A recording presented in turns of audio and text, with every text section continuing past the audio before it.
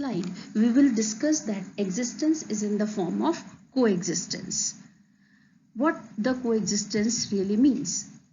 Coexistence in nature means there is relationship and complementarity among the entities in nature, including human beings. Coexistence is a state in which two or more groups are living together while respecting their differences and resolving their conflicts non-violently. We can define coexistence in different ways. First, to exist together in terms of times or space, and to exist in mutual tolerance or mutual happiness or harmony. Second is to learn to recognize, to live with difference, because or to accept the differences, to have a relationship between persons or groups in which none of the parties is trying to destroy the other, to exist in terms of time or place, and to exist in mutual tolerance or mutual happiness or harmony. So this is called coexistence.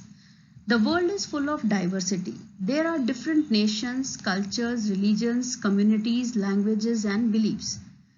The beauty of existence can only be maximized if everything in the world is in harmony. Peace, symbiotic coexistence is the key of harmony in the world. In this slide,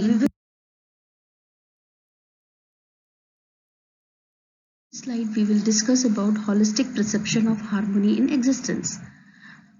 It is necessary to know about these terms to understand the holistic perception of harmony in existence. First is Gathansheel.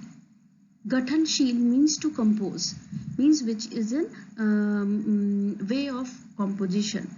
It means that the material units are transformable and their composition keeps on changing.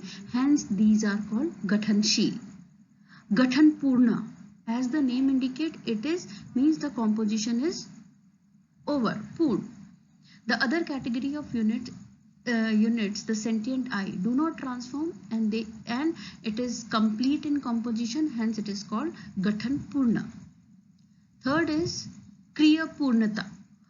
It means that completion of right understanding in human being is called Kriya Purnata.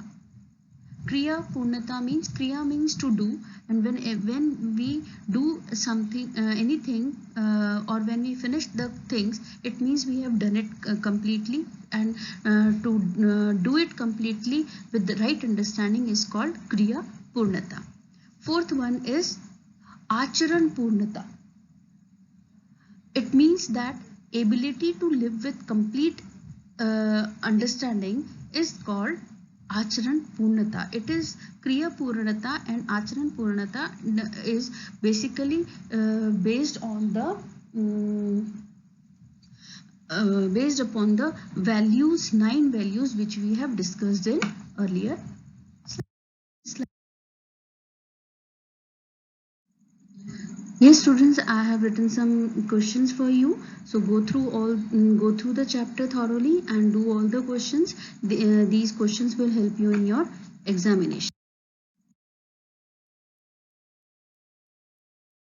By this, your 4th unit is now completed.